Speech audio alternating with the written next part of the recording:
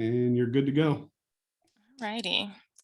Well, good evening, everyone. And Steve already gave a really nice welcome. So thank you for joining our session this evening.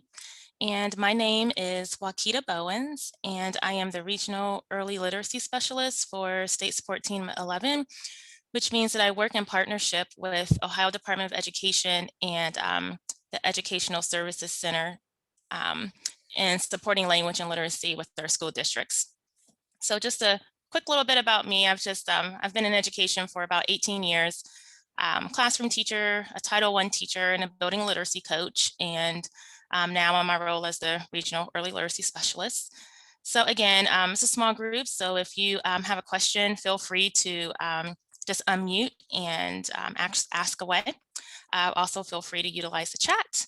And you can utilize your hand raising tool as well. And we're just going to go ahead and get started because we have a lot of information to cover in about an hour. Okay. So I just want to clarify our purpose for today. We will review the components of House Bill 436. We will also take a look at a few resources that you can use at home with your student. So this session is strictly like an informational session, just an informational session on the components of the law and resources you could use at home. I'm going to give credit to the International Dyslexia Association. Before we even start, they had an amazing webinar. I believe it was last week, but time goes so fast, so it could have been 2 weeks ago. But it was last week, and it was very informative. So I did use a lot of the information from that webinar. So if you did attend that webinar, you will hear some of the same information that was given at that time. So we'll begin with Ohio's plan to raise literacy achievement. So Ohio has a plan that is aimed at promoting proficiency in reading and writing and communication for all learners. So this plan is an actual document and it's a guide for the districts to follow. This is an attempt, Ohio Department of Education's attempt to systematically align the districts with the science of reading. And Ohio is committed to supporting an education system that supports the language and literacy learning of all learners. Ohio's plan to raise literacy is evidence-based and is good teaching and learning for all students. And the good thing about this plan is that it goes from birth to age 12. So it's not just for elementary or high school or middle school, it includes birth. So this plan starts at birth. This is a plan that all districts should utilize and reference as we all work towards the goal of promoting positive student reading outcomes for our students. And again, this plan is aligned with the science of reading. There is a resource with the email that was sent out. There was a Zoom folder that has a link to this resource in there as well if you wanted to reference it.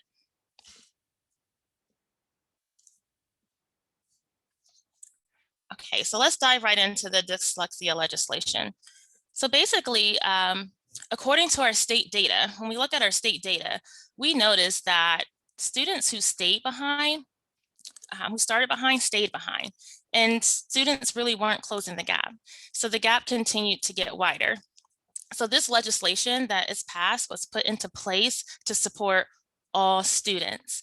And we like to view this legislation as a prevention model. We don't want it to be looked at as a compliance model, but definitely a prevention model. We want to prevent and intervene early to prevent that gap from widening. So the supports that have put in place will support educators in their learning and supporting students to intervene early and for positive student outcomes. So there are 4 components of this law, 4 big components. So the first component would be the professional development requirements for teachers. Then there's that multi-sensory structural literacy certification process. That's another component. And then we have the appropriate certification, which includes the Ohio Dyslexia Committee, as well as the guidebook. And then there are screening. So there's screenings for Tier 1, Tier 2, progress monitoring, and then parent notification, and the formation of a multidisciplinary team. So those are the 4 big components in this legislation. And we're going to go through pretty much each of them, and you'll notice that a lot of them are kind of intertwined together. So the first thing we're going to talk about is the guidebook. So the guidebook basically is there. It's going to be like the Bible for this law. It will determine valid, reliable, universal, and evidence-based screening and intervention measures to evaluate K-5 literacy skills using structured literacy. So this guidebook will be the structure of the legislation. And this guidebook was formed by a committee. So there is a Ohio Dyslexia Committee, and on that committee, there are 11 members. And that committee includes a superintendent is on the committee. I believe there's a principal, a representative from ODE. There's a school psychologist on the committee. A speech and language pathologist is on the committee, as well as a reading specialist, a teacher, a parent, and someone from IDA. So those 11 members on the committee are responsible for this guidebook, for creating this guidebook. I believe also there's someone from higher education, like a college professor or someone is also on this committee. So this guidebook is really important and imperative. All public school districts and charter schools must comply with the guidebook. Private schools are not mandated by this dyslexia law, only public school districts and charter schools. So this guidebook will outline those 4 components that we just discussed on the previous slide. And then this guidebook will be completed by December 31st, 2021. So therefore, at this point, I don't have a lot of specific information on like the types of screeners and the type of professional development that will be required. We just have to be patient and wait until the guidebook is released to find out that specific information.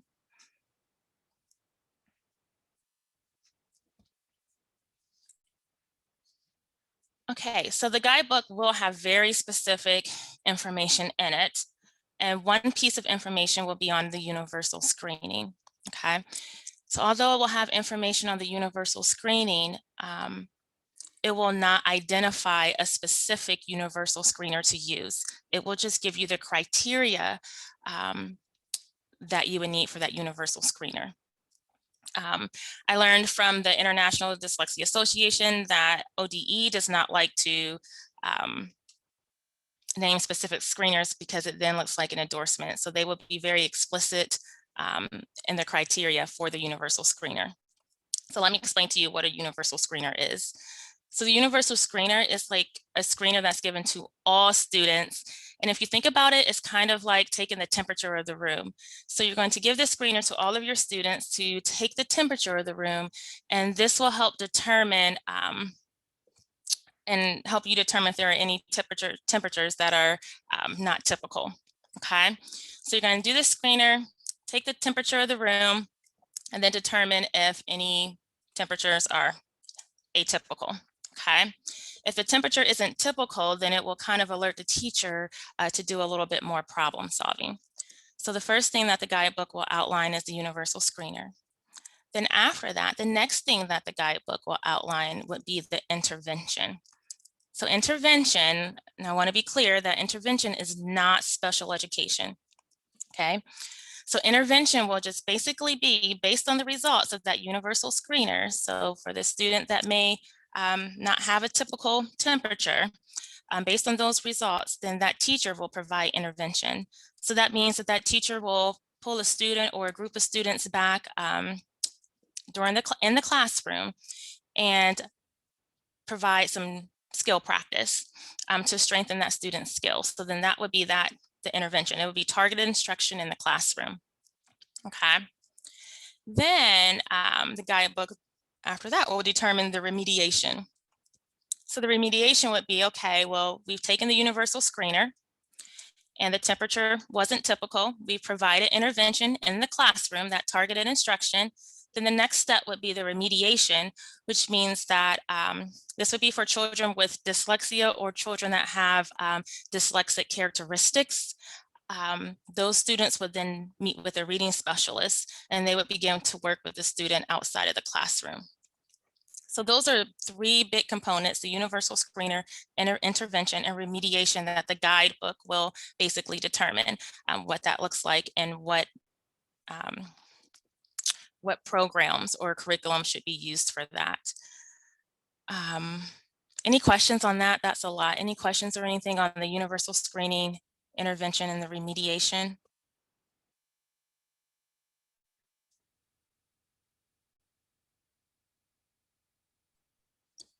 There's nothing in the chat box right now. Okay, cool. Okay, so then the next step after that, the guidebook, now we'll get into the appropriate certification for the appropriate certification. I believe I created a different slide for that. So for appropriate certification, the guidebook will determine the qualifications for certified teachers of dyslexia. So again, we don't know what those qualifications will be, but the guidebook will determine what courses or what professional development qualifies to and allows a teacher to be considered certified in dyslexia. It will also determine the student to teacher ratios. So what that means is that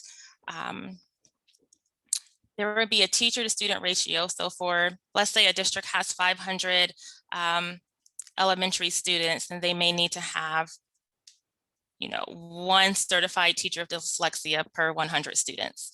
Now, I don't know, that may not be the case. That was just a hypothetical situation, but that is the student to teacher ratios. And then the guidebook will determine the professional development requirements for all teachers. And again, we don't know exactly what those are yet because the guidebook has not been released.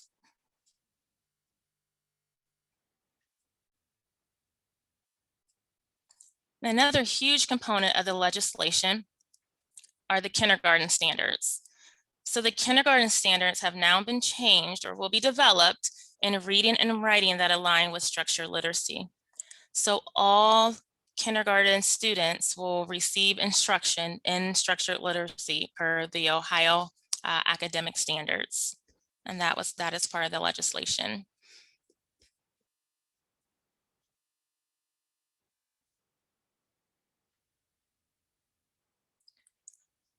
Okay, so let's talk about what this looks like next year. So for the 2022-2023 school year. So tier 1 instruction is instruction that all students receive. So it's classroom instruction. And with the dyslexia legislation, students should be receiving structured literacy instruction in the classroom. So remember that tier 1 screening that we talked about that takes the temperature of all of the students. Next year in the 2022-2023 school year, all kindergarten students will be required to have this screener. And then the window for that screener to be administered for kindergarten would be January 1st of 2023 through December 31st of 2023. In grades 1 through 3, the tier 1 screener will also be required.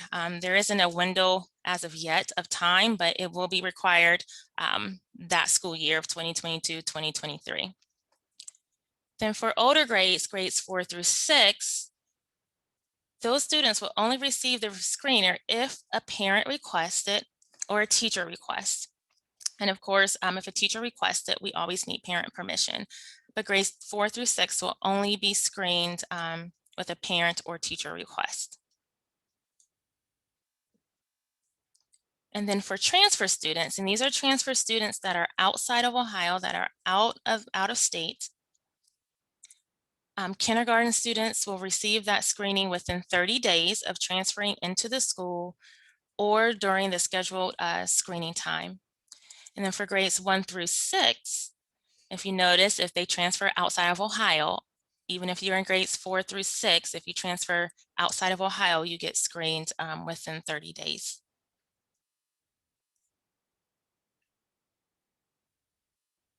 And again, that screener will be determined by the guidebook.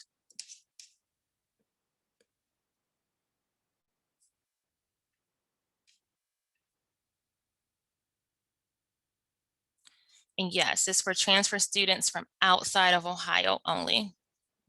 You are correct, because the thinking behind that is that with this legislation, if you live in Ohio, all students should receive this screener so that a teacher or an administrator would be able to look in that student's file to access the screener.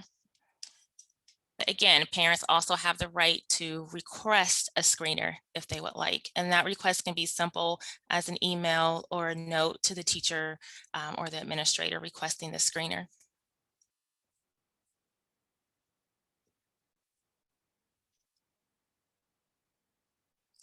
So that last screen was for this next school year, 2022-2023. So after that 2023 school year and beyond for the Tier 1 screener, all kindergarten students will be required to have a screener from January 1st, 2023 to 12/31. I'm sorry, those dates are probably wrong. Would be, yeah, that would be 23. January 1st, 2023 and beyond. Grades 1 through 6 will only be screened when a parent or teacher requests after next school year.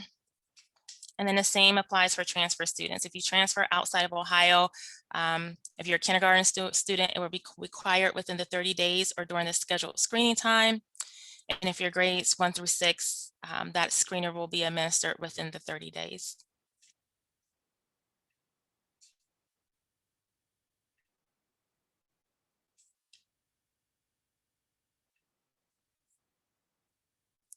Okay. Any questions so far?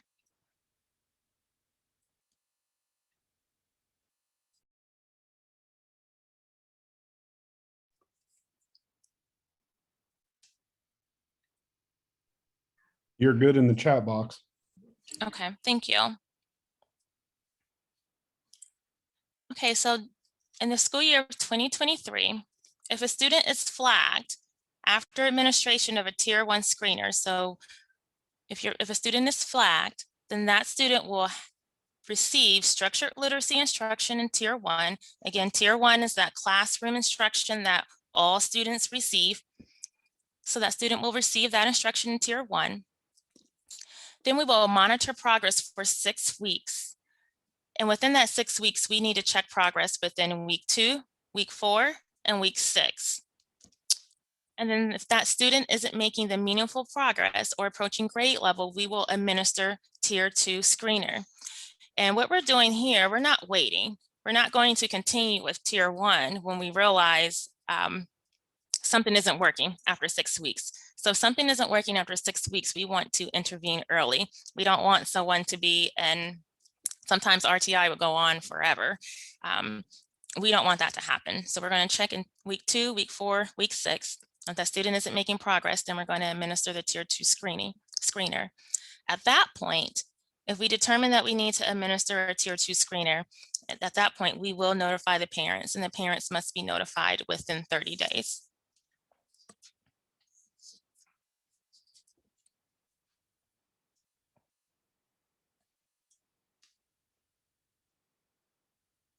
Again, if you are a transfer student outside of Ohio, so if a transfer student outside of Ohio transfers in and they are flagged immediately after Tier 1, then we are going to immediately administer Tier 2 screener. So they won't have, if they transfer outside of Ohio, that student will not have the 2, 4, 6 week check-in, which we would immediately administer the Tier 2 screener.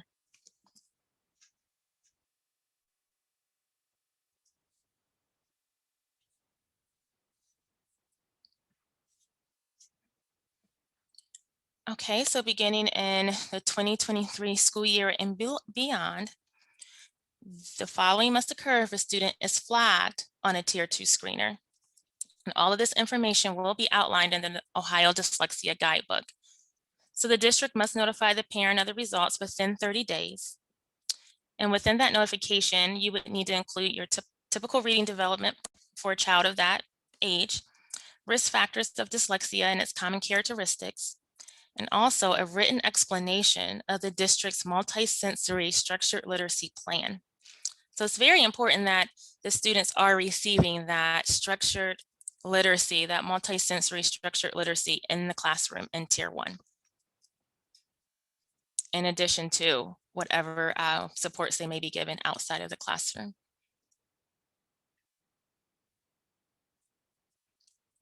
Okay, any questions on that bucket of information?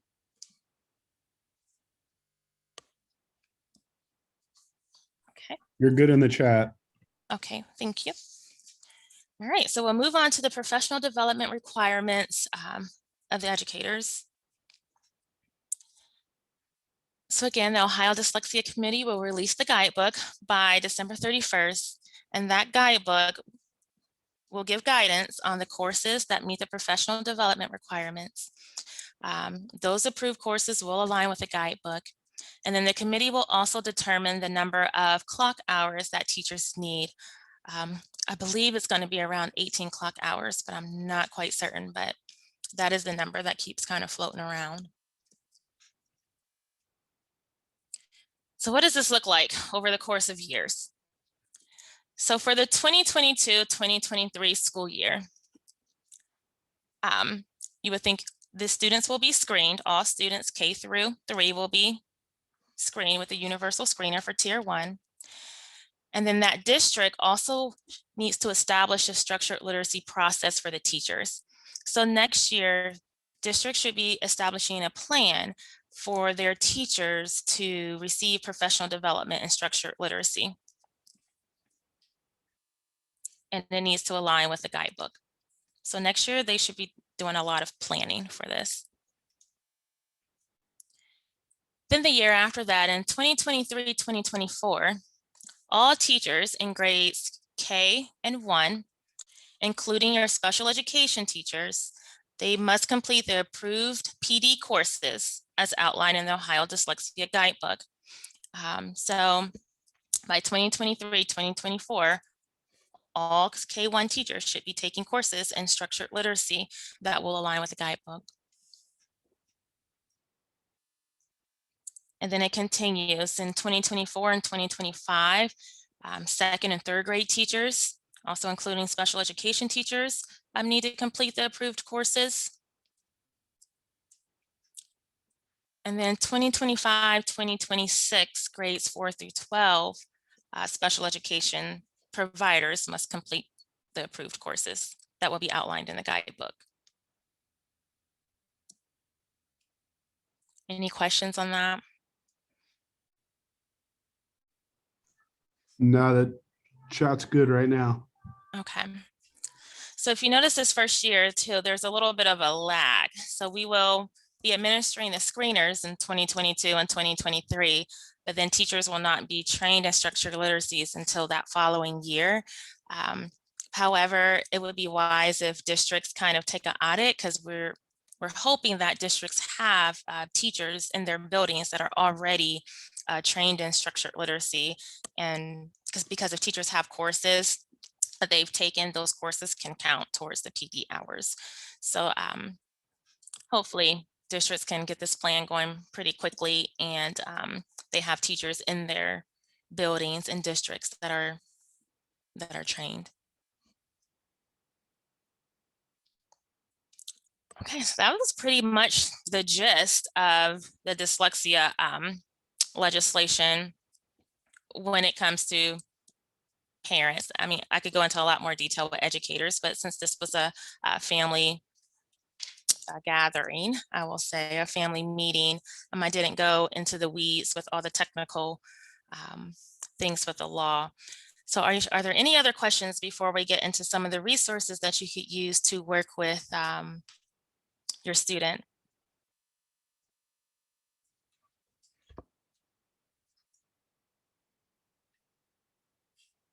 There's a question in the chat. It says 2025-26 does not include gen ed teachers, question mark. Sorry, I wasn't reading fast enough. Yes, since it's, go ahead, so it will be, it's okay. It will be grades 4 through 12. And since it is, once you get into grades 4 through 12, it gets a little more specialized with, you know, who teaches ELA or whatnot. So whoever would teach the English language arts, or those teachers will be trained as well as special education. There's another question. Will there be one for educators? I presume they mean like a session on the dyslexia for educators. Okay, yes. So I do know, and I don't know when, but I do know how Department of Education is definitely putting something together for educators. I just don't have a timeline as to when that will be or what that will look like.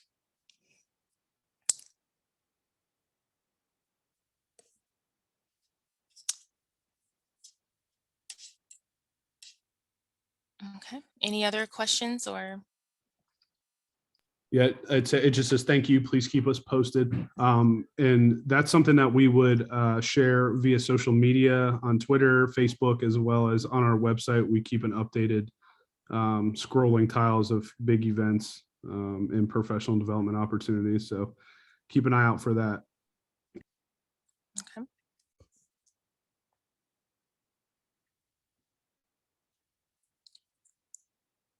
Okay, so we will get into a few resources.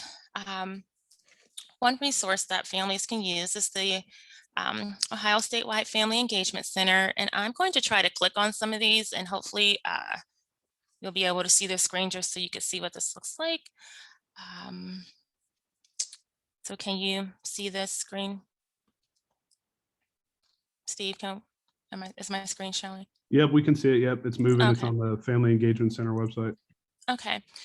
So this is Family Engagement through Ohio State, and they have a wealth of resources. So you could just choose the developmental level of your student, whether you're early childhood, elementary, middle, and high school. So if we click on early childhood, they have more than just literacy. So they give you ideas of quick activities you can do at home. You know, sometimes when we're at home and just taking advantage of those activities when you're just sitting in a car or watching TV, it definitely gives you some practical suggestions and ideas that you can do to work with your student at home.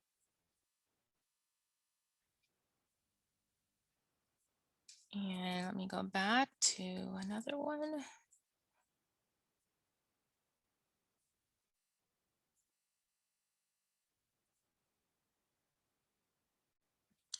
This happens to be actually one of my favorite. We will watch a video. This is my favorite resource. This is the Florida Center for Reading Research. It's on YouTube. They have a ton of videos. They really focus on phonological awareness and phonemic awareness. The nice thing I like about this is that there is a link to the actual activities. So if there's, like you see, I think she has some Go Fish cards in front of her, the little girl. There's a link there that you can just kind of print out those cards. There's instructions that you can print out. Everything you have that you need is right there. So we are going to watch a little bit of this video.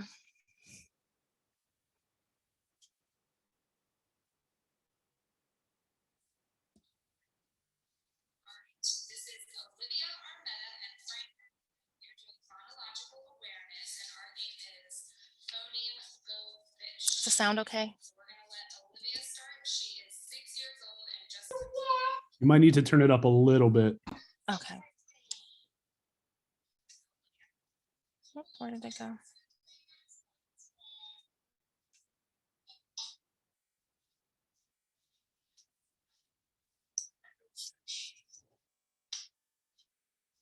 Olivia, we're not just doing the letter, we're doing the sound. So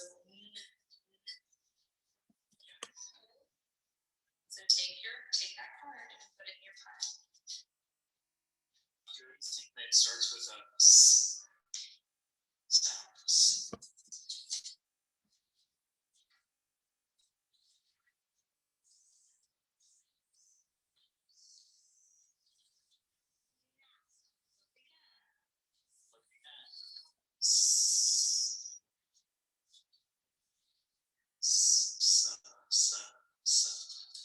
Keep looking.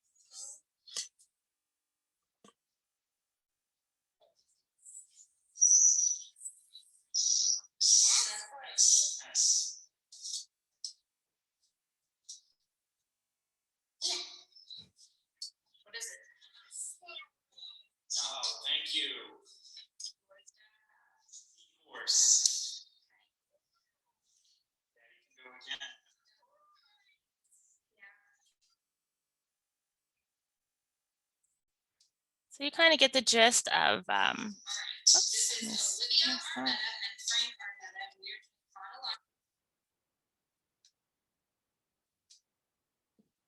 chronological. All right, sorry, I'm all over the place here.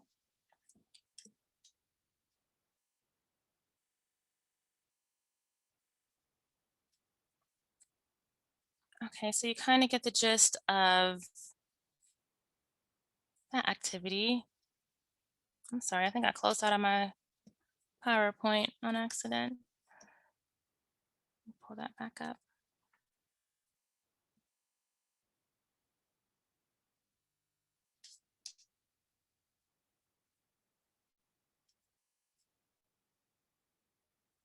Steve, were there any other questions in the chat while I pull up the PowerPoint again? No, the chat is good right now. Okay.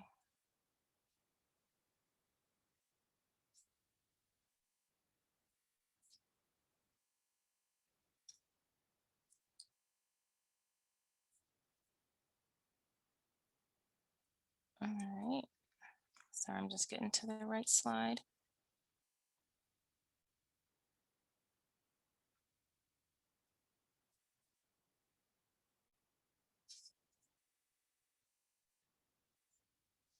All right, this is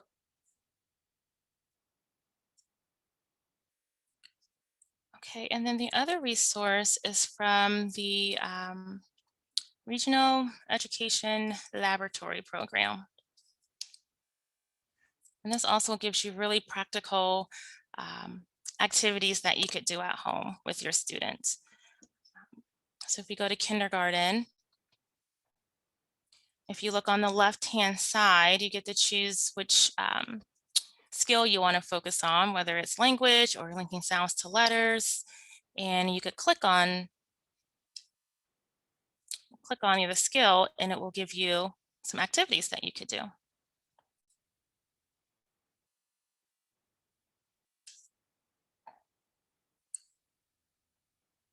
And then the same thing for the National Center of Improving Literacy. Lots of different, actually good informative articles here on that you could use for promoting language and literacy, partnerships with the schools. This one kind of just gives you a little bit more of some foundational background and knowledge on like the alphabetical principle to help you with, oops, I guess we lost someone, to help you with supporting your child or your student. This one also gives you a little more background knowledge on screening, on dyslexia, and on interventions as well.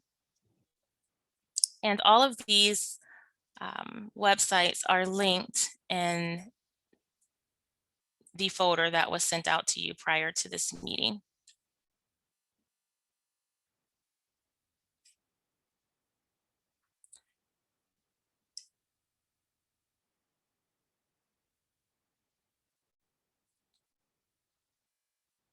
Okay, and there is another resource that is linked in the, I didn't link it on this PowerPoint, but it is linked into the document.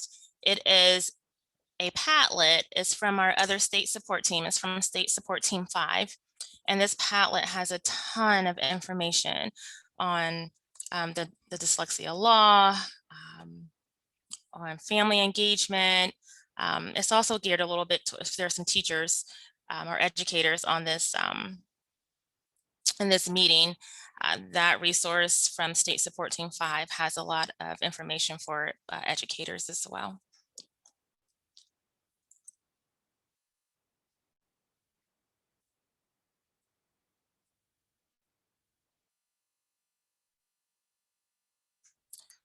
And that's pretty much all that I have for today. I just kind of wanted to give credit to, again, the International Dyslexia Association of Central Ohio.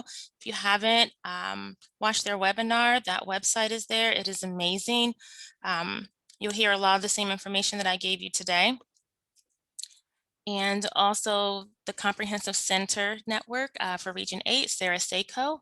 I did use some of her information on the dyslexia legislation as well. I was thinking you guys would be full of lots of questions. And there's my contact information at the top, my email address, phone number, and then also there's the SST11, their general mailbox. So if you can't reach myself, you can email the SST11 website, email address, and there's their phone number.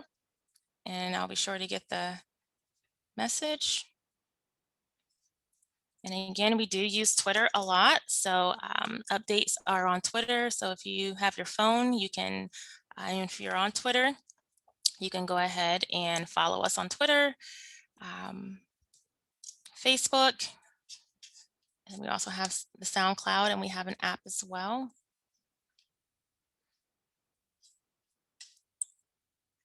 And that is pretty much all that I have. If you guys don't have any other questions.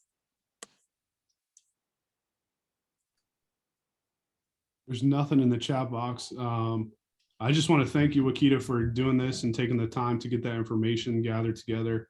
The recording, we will make the recording available once it goes through our communications department for transcribing, and that will be available to you within a week. We will also make it available to anybody that wasn't able to be here today. So if you want to pass the word along to other parents or share it, please do. And again, thank you for being here. Thank you to Wakita for putting together the presentation and taking evening time out of her, her own personal time to be here and share that information. So we hope you guys have a good night. Thank you again for being here. Please reach out to Wakita with any questions. She is a wealth of knowledge and literacy and will be able to guide you in the right direction. And if you have any other questions, education-wise, please reach out to the state support team. We are more than willing to point you in the right direction and get you the answers you need for your students.